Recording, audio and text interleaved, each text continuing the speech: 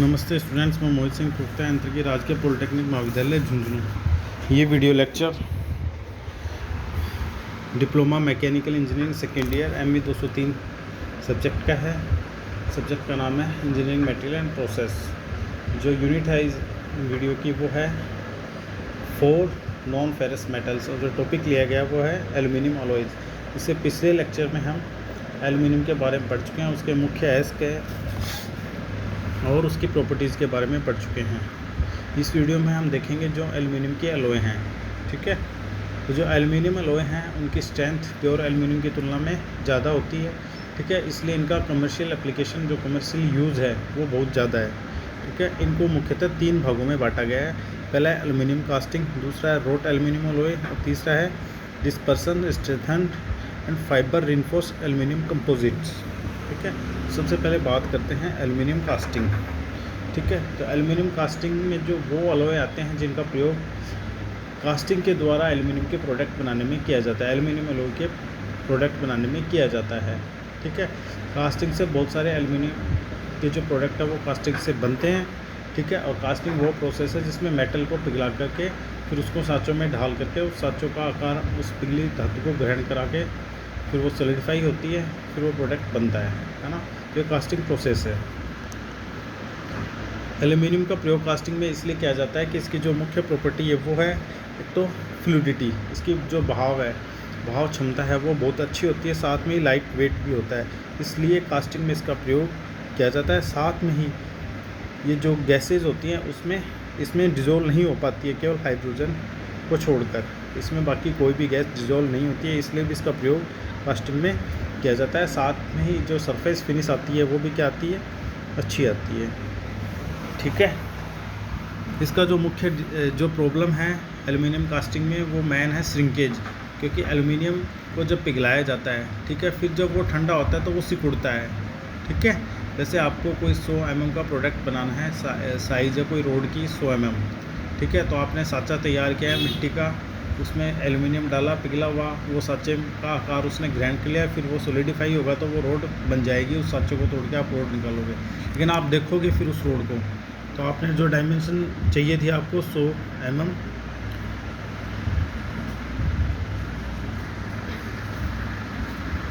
वो नहीं मिलेगी। क्यों? क्योंकि इसमें श्रिंकेज बहुत ज़्यादा है।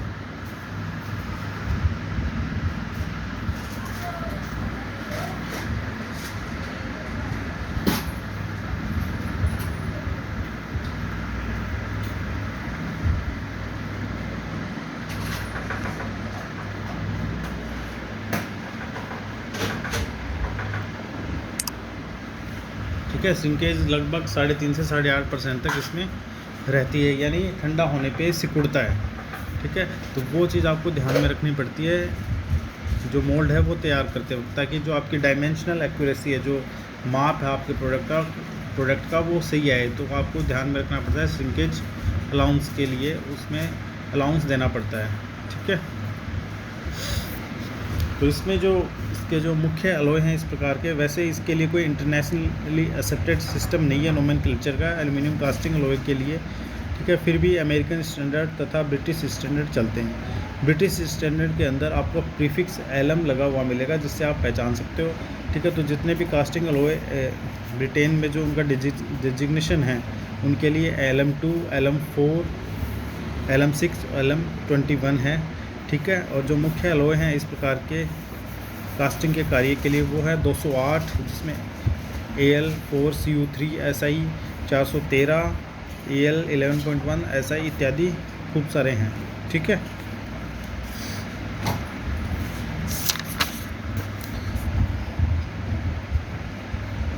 तो मैकेनिकल प्रॉपर्टीज़ यदि आपको बढ़ानी है एल्युमिनियम कास्टिंग अलॉय की, तो आपको इसमें कॉपर इत्यादि मिलाने पड़ते हैं। ठीक है, इसके बाद दूसरा जो प्रकार का एल्युमिनियम अलॉय आते हैं वो आते हैं रोट एल्युमिनियम अलॉय। ठीक है, तो जो जितना भी एल्युमिनियम यूज़ होता है उसका 85% जो एल्युमिनियम यूज़ होता है वो किस में होता है, रोट प्रोडक्ट में यूज़ होता है। जैसे रोड प्लेट बनती है एल्युमिनियम की, जो 6 mm से ज़्यादा की थिकनेस वाली है।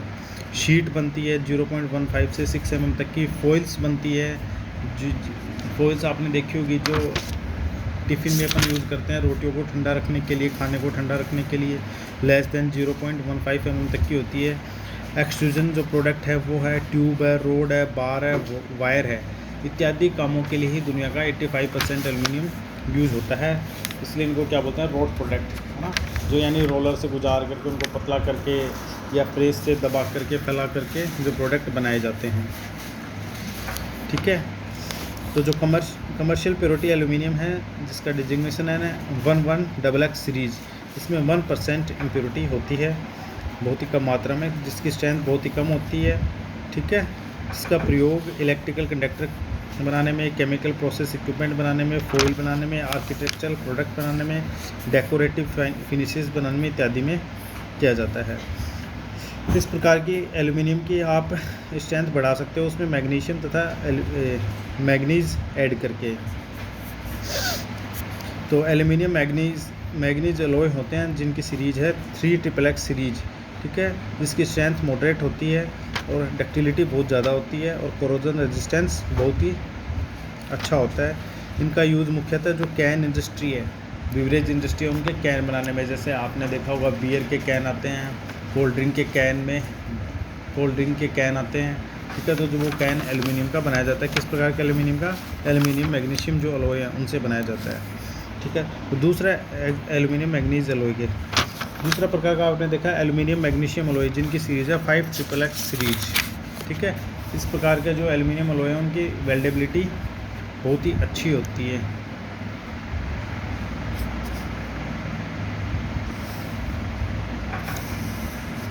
ठीक है, और इनका प्रयोग किया जाता है डंप ट्रक बॉडीज़ बनाने में,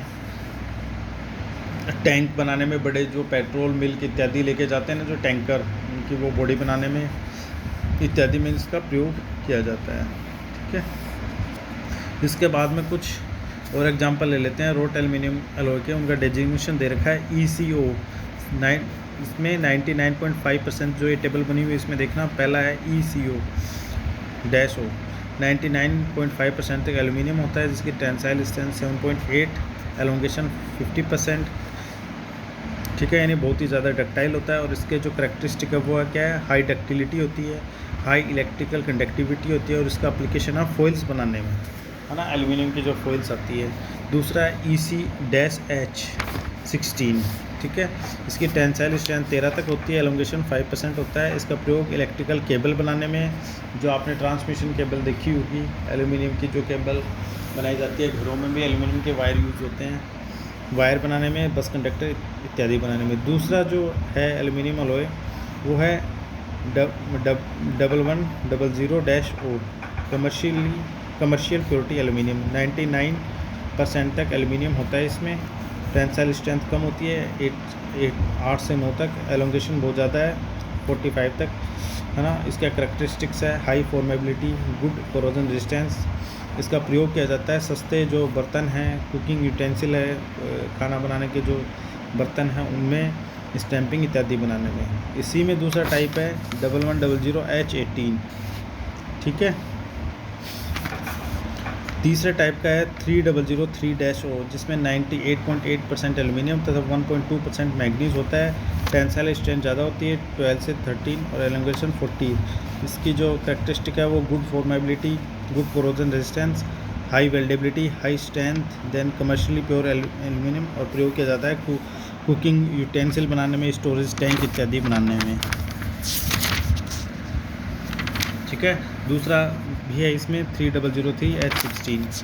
ठीक है, ऐसे ही है 2024T4।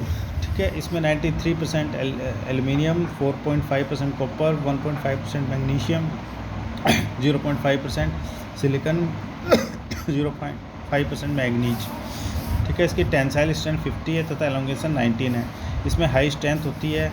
ठीक है, इसलिए इसका प्रयोग एयरक्राफ्ट के जो पार्ट्स है वो बनाने में, क्योंकि एल्युमिनियम काफ़ी हल्का होता है, इसलिए इसका प्रयोग एयरक्राफ्ट है उसके पार्ट्स बनाने में किया जाता है। क्योंकि बहुत आपको एयरप्लेन के जो पार्ट्स है वो, एरोप्लेन खुद भी हल्का होना चाहिए, उसके सभी पार्ट्स भी हल्के होने चाहिए, तभी वो आसानी से हवा में उड़ पाता है।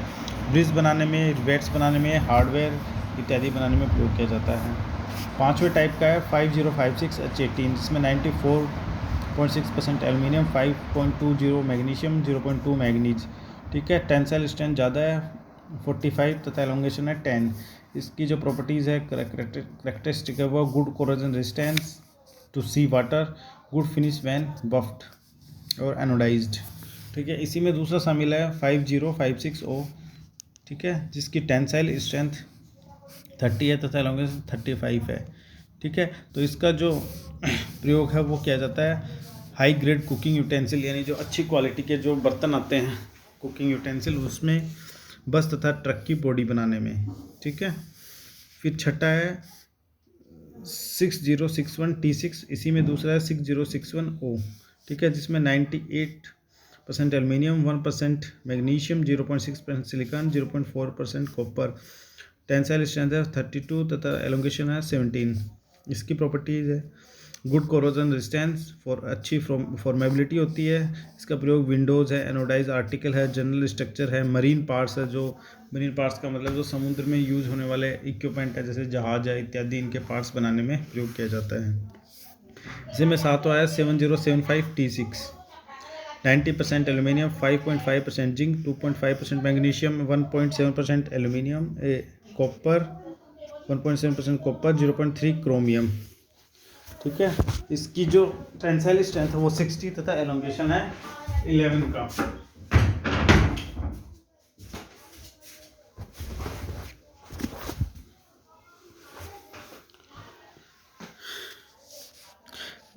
इसकी जो स्ट्रेंथ है वो बहुत ही ज़्यादा होती है, आपको दिख भी रहा है 60 इसकी टेंसाइल स्ट्रेंथ है kg/mm² में। ठीक है, तथा कोरोजन रेजिस्टेंस भी इसका बहुत अच्छा है। इसका प्रयोग मुख्यतः एयरक्राफ्ट के पार्ट्स है, ब्रिज इत्यादि बनाने में किया जाता है, क्योंकि स्ट्रेंथ भी बहुत ज़्यादा है और साथ में एल्यूमिनियम हल्का तो होता ही है। ठीक है, इसी में दूसरा है 7075O।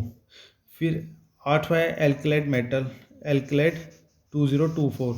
इसमें 93% aluminium, 4.5% copper, 1.5% magnesium, 0.5 silicon, 0.5 manganese. इसका प्रयोग भी एयरक्राफ्ट के पार्ट्स इत्यादि बनाने में किया जाता है।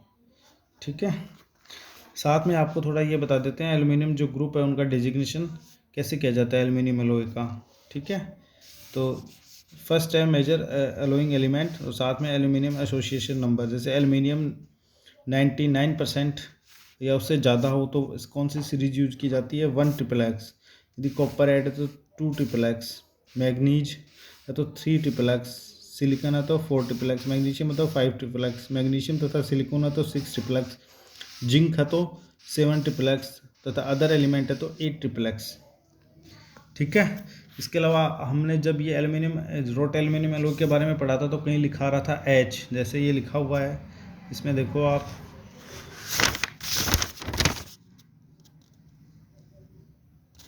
ये लिखा हुआ जो ये पेज है इसमें देखो तीसरे नंबर का जो एलॉय है लिखा हुआ है 3003H16 ना, फर्स्ट में भी दूसरा है EC-H16, कहीं O लिखा हुआ है। इनका मतलब क्या होता है वो भी देख लेते हैं। ठीक है, तो वो आपके सामने लिखा हुआ है। से F लिखा हुआ है तो एज फैब्रिकेटेड, O लिखा हुआ है तो एनिल्ड, H लिखा हुआ तो स्टेन हार्डेंड, T लिखा हुआ है तो हीट ट्रीटेड। कई जगह आपने देखा हुआ T भी लिखा हुआ है, 4 भी लिखा हुआ है, T4 है, H18 है, T6 है, इन सब का मीनिंग है तो वो देख लो। H1 है, इसका मतलब है स्टेन हार्डेंड ओनली। H2 है तो strain hardened and partial annealed. H3 लिखा हुआ तो strain hardened and then stabilized. ठीक है, इसके अलावा T2 लिखा होता है, इसका मतलब होता है annealed cast products only. T3 लिखा है तो solution heat treated and then cold work, यानी सबका। T8 लिखा है तो solution heat treated cold work and then artificially aged. ठीक है, तो इनका मीनिंग है H का मतलब आप ये ध्यान रखना हार्डेंड, स्टेन हार्डेंड। ठीक है, O का मतलब एनिल्ड। ठीक है, T का मतलब हीट ट्रीटेड। इसके बाद तीसरे टाइप के जो एल्यूमिनियम एलॉय हैं वो हैं dispersion strengthened and fibre reinforced aluminium composite. ठीक है, इस प्रकार के जो एल्युमिनियम एलॉय हैं वो कैसे बनाए जाते हैं। एल्युमिनियम के अंदर जो एल्युमिनियम की मैट्रिक्स है उसमें जो एल्यूमिना जो इसका एक एस बॉक्साइड जो एस का है उससे एल्यूमिना बनता है, उसके छोटे पार्टिकल हैं वो ऐड कर दिए जाते हैं, डिस्पर्स कर दिए जाते हैं जगह जगह एल्युमिनियम की मैट्रिक्स में। किससे किए जाते हैं, जो तरीका क्या होता है इसको करने का, पाउडर मेटलर्जी के द्वारा, यानी मेटल का जो पाउडर बना करके इंसर्ट कर दिए जाते हैं। नाम है